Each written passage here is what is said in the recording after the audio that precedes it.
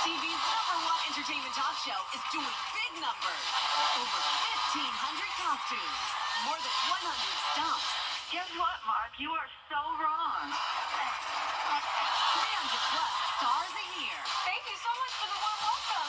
And 15 Emmys. It's actually 16. Humbly. Respectfully. They're on live to make your morning shine. Weekday mornings at 9 on News Channel 6. The Live Viper 6 Skyview Network, sponsored by Terry Lambert Hyundai. We are going to have a lovely forecast for Valentine's Day with sunny skies, but definitely some chilly temperatures. I'll have all the details coming up. Now on News Channel 6 at 6, the cost of cleaning up in Augusta. Why city leaders want an extension on a key deadline as yours at 6 starts now.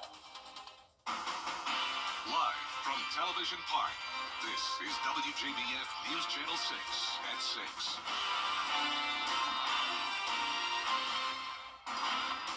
Good evening, everyone. I'm Jenny Montgomery. I'm Brad Means. We do thank you for joining us. Coverage you can count on begins with a new cost for Augusta to clean up after the hurricane. The deadline passed a few days ago for full reimbursement from FEMA. City leaders asked for an extension, but the answer is not what they wanted. George Escala has the story. 4 months of work have made a big dent in Augusta's storm cleanup efforts, but it would pay the city to get the job done as soon as possible. We've been working every day trying to get this debris picked up. Fortunately, FEMA did extend it 30 days to give us, instead of 90, 120 days. The 120-day deadline for 100% reimbursement passed last week, but with the work still piling up, Governor Kemp wrote FEMA requesting another 60-day extension, but that request has been denied. I think that the administration blocking this request is absolutely ridiculous, especially given the fact that Augusta has spent millions of dollars to recover from Hurricane Helene, and we still have so much more to spend and so much more to go. Augusta has spent more than $40 million cleaning up storm damage at 100% reimbursable. But now it appears that the city will be paying 12 cents on the dollar for the costs going forward, without knowing where those dollars will come from. Really have an open discussion about where we are. Are we sure we can get the 100%, the 75%? We need to know what we got so we can know what we have available. I'm always going to be ready to have that conversation. There are going to be some serious things that we have to consider and things we have to look at. The state can appeal this decision, but absent that, the city is facing weeks more of storm cleanup that's been costing $300,000 a day, and now having a portion of those costs fall back on local taxpayers. In Augusta, George Escala, WJBF, News Channel 6. Time now for a check of the weather. Here's our chief meteorologist, Jenna Petracci. Well, we had a rainy start to our Thursday morning, and some of us got over an inch of rain, and we also had a few thunderstorms. Luckily, nothing severe or too strong. But notice over the past 24 hours, we picked up on just under an inch in Augusta, just over an inch in Aiken. We do have a small area out towards the west around Hancock and Washington County that even got 2 inches of rain. Now we're seeing a beautiful sunset on our Terry Lambert Hyundai Skyview cam. It is still mostly cloudy out there, but the skies are gradually clearing, and we'll have beautiful sunshine for our Friday. Current temperatures are in the mid-50s through low 60s. It's definitely feeling more mild out there, and our temperatures are around 15 to 20 degrees warmer than yesterday in some spots. Those winds are coming out of the northwest, though, so we briefly had a south wind that helped to warm us up. But now, because of that change in wind direction, we will see the cooler air settling in tonight as high pressure builds overhead. So we have this cold front along the coastline, still some lingering clouds across the two-state, but you can see northwest Georgia already seeing some of that clearing, and dew points are falling in our northwest counties down to 49 in Crawfordville. So we'll have dry air in place for our Friday, and for the rest of your evening, we'll get down into those upper 40s by 10 p.m. Still mostly cloudy skies. Looking ahead here, you can see it's going to be a nice sunny day tomorrow, but that won't last long either. Back to cloud cover and scattered light showers on Saturday, rain and a few storms again on Sunday with very windy conditions. I'll have a look at your future cast for that coming up shortly, but back to you. A fire early this morning in Aiken County destroying several businesses. Isabella Moody is live for us now. Isabella, I know you talked to people who lost a lot in this fire. Yes, a dentist office and an oral surgeon's office was just a few of the businesses that were impacted. The fire left them unsure of what is next. Aiken Public Safety arrived on Summerwood Lane just after 5 this morning. The fire was contained to the building, which is a total loss, leaving multiple businesses without office space. There was no one inside at the time and no injuries reported. Margaret Parrish, one of the building's tenants, was on her way to work when she realized that the road was blocked. She was shocked when she saw the damage. The whole side of the building was on fire and collapsing. I saw Dr. Weston. I went to talk to him. We hugged each other. This is our happy place. We come here to work to serve others. The cause of the fire is still being investigated, and we will keep you updated when we learn more. Live in Aiken, Isabella Moody, WJBF News Channel 6. Back to you guys. Isabella, thank you. Are you in the market for a new ride? Well, just a few minutes ago, one lucky person was chosen as the winner of the Dr. Mac Bowman Horizon Foundation 2025 raffle. Graham Lee is live now at the Miracle Toyota in North Augusta. And Graham, the winner is taking home a pretty big prize. That's absolutely right, Jenny. The winner actually was Andrea Cherry. She gets to take home this Dodge Ram 1500 Bighorn truck. That moment, as you talked about, just happened a few moments ago after just a full day of festivities here at Miracle Toyota. We had volunteers here from Payne College's golf teams. We had Murphy Law Group. We had the foundation that Dr. Bowman is involved with. And it all led up to a phone call that happened just a few moments ago. Take a listen. Congratulations, you were the last ticket pull, and now the owner of a new Ram 1500 Bighorn truck. So what now?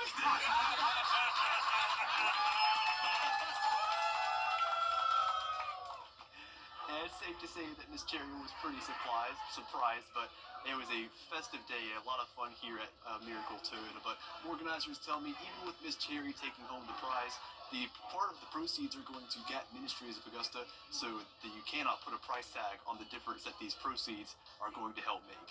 Live in North Augusta, Graham Lee, WJBF News Channel 6.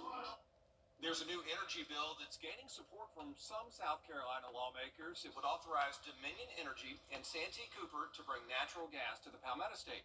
It passed the House of Representatives, but it has opposition. Opponents say it has too much wiggle room for pollution, while supporters say natural gas is a cost-effective energy solution. I couldn't support it quite yet.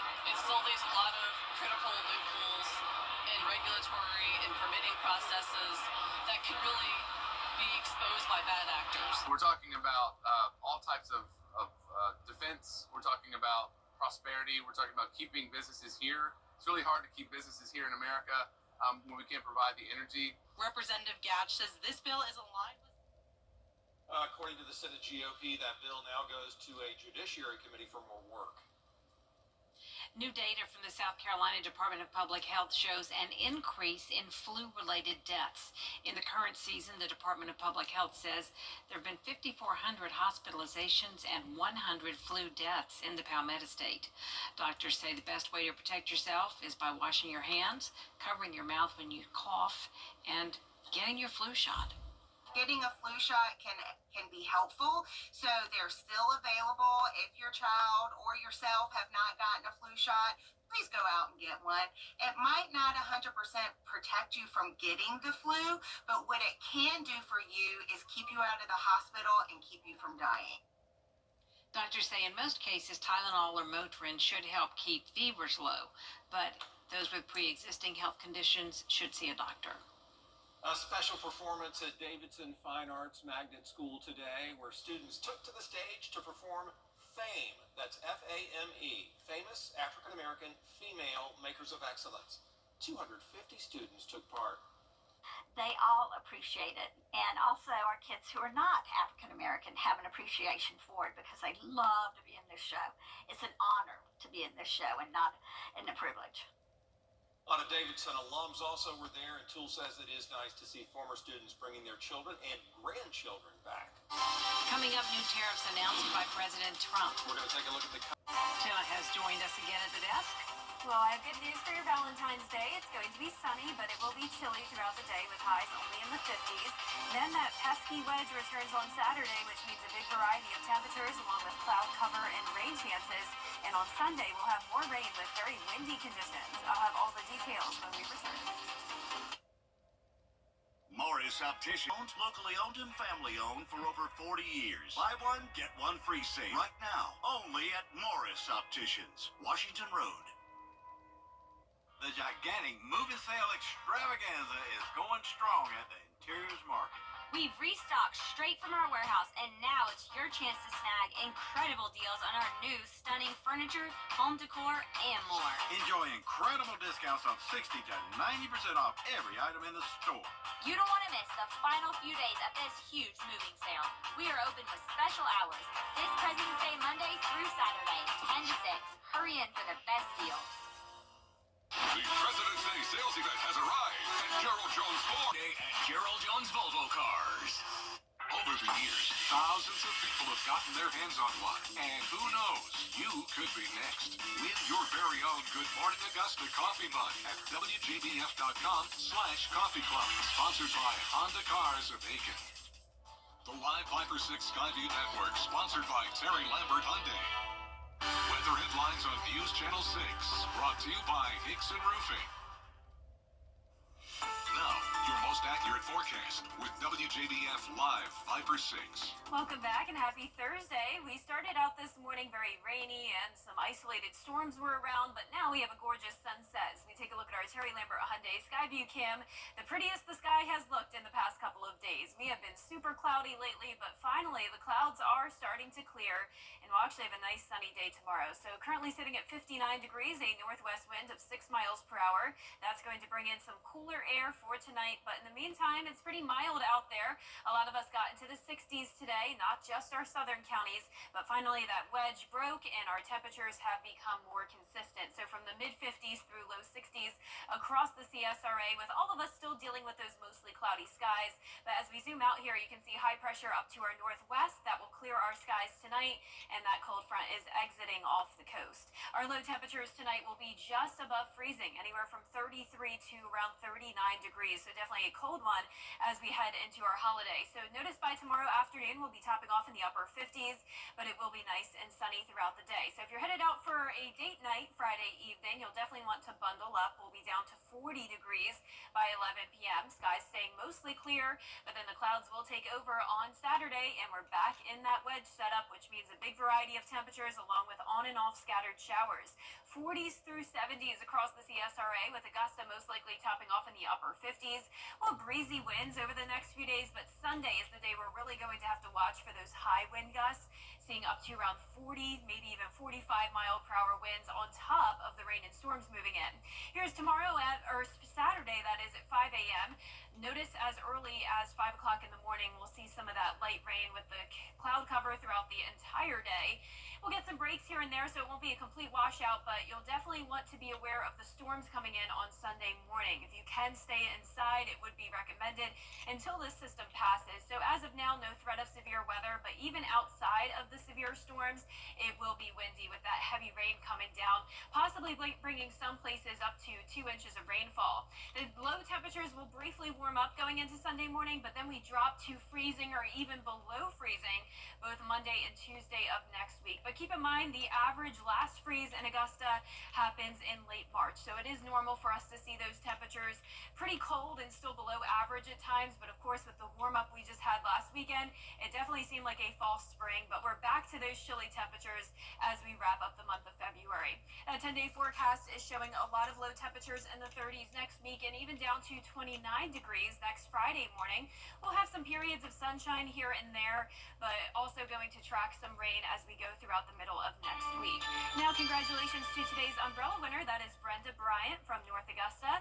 Brenda, you can pick up your Viper 6 umbrella here at the station and sign up to win yours on WJBF.com. And we'll need the umbrella some days in the near future, and other days she will not need it. Yes. It's just everything. We're getting everything. It's a roller coaster ride of It really temperatures is. and rain chances. All right, thank you, Jenna. Jenna, we appreciate you. Coming up, South Carolina baseball honoring former head coach and former athletic director Ray Tanner during their baseball series against Sacred Heart. Hear more about this special recognition in a moment. Can you really count on your influence? Weather headlines on News Channel 6, brought to you by Hickson Roofing. The Live 5 for 6 mobile app. Download it today. Now, WJBF sports coverage you can count on. High school region tournament semifinal games are in full swing with two girls basketball powerhouses, Josie and Butler, squaring off at Thompson High School. Now, last time these two teams met on the hardwood, Josie edged out Butler 54-46. The Eagles are 9-1 in region play, while the Bulldogs are 6-4 heading into the game. Now, whoever wins this contest advances to the region championship game on Friday. We'll have the recap at this game at 10 and 11. And the 22-2 South Carolina women's basketball team looking to bounce back from an uncharacteristic loss to Texas last week. They faced the Florida Gators at 7 p.m. tonight on the SEC network. The Gamecock offense has thrived at home, shooting 59% from the field. Their bench has scored at least half of the team's points in 14 games this season. South Carolina 16-4 all-time against Florida in the Dawn Staley era. And the South Carolina baseball team opens up the season at Founders Park with a 3-game series against Sacred Heart, making it the first ever meeting between the two teams. The 133rd season of Gamecock baseball kicks off with first-year head coach and former LSU skipper Paul Maneri. He's the 31st head coach in program history, starting his 40th overall season as head coach. Now he heads into the season opener as the longest active leader with 1,505 career wins. South Carolina 91-41 all-time in season openers, winning the last 5. Two-time national championship champion and former athletic director Ray Tanner will be honored in a pregame ceremony at 1:30 Saturday afternoon. It's a great honor, and I'm humbled, but it's not about me. I'm just the guy that was driving the bus at a good time. You go back in history, I knew what Bobby Richardson did here. I knew what June Raines did here. And I was able to capitalize on the foundation that they laid, and they were in a position to win national championships. The home opener set for Friday, February 14th at 4 p.m. And everything else you need to know with our brand new sports show at 6 Sports Saturday. Gabriel Stovall and I will get you ready for the weekend ahead and take you behind the scenes to meet the people who make the big moments happen. The second episode of 6 Sports Saturday starts at 9:30 a.m. right after Good Morning Augusta. That is exciting. Very exciting. So let's get this straight. We have the Sean Cabbage Stock Sherry Sheely experience, Correct. followed by your sports show. Yes, correct. 6 On Sports Saturday. Saturday. Yep, with Gabriel and I. Correct. That's awesome. Congratulations on that, Gianna. Yeah, and thank excited you. stuff. Yeah. It's good. Love it. Thank you. We'll be right back. We're standing up. Long live the lazy. We will see sunshine tomorrow, but then quickly back to cloud cover and rain chances on Saturday. Just some light showers throughout the day Saturday, but heavy rain, a few storms possible, and very high winds moving in on Sunday. That'll be followed by freezing or even below freezing temperatures both Monday and Tuesday of next week, and then rain chances again by the middle of the week. A fugitive in New Orleans has been brought to justice. There he is, Scrim. We told you about Scrim not too long ago, a 17-year-old rescue dog. 17 pounds, Jordy, or 17-year-old? 17-pound rescue dog on the run for months after he broke out of his home last April. Well, they found him shortly after, and then Scrim escaped again.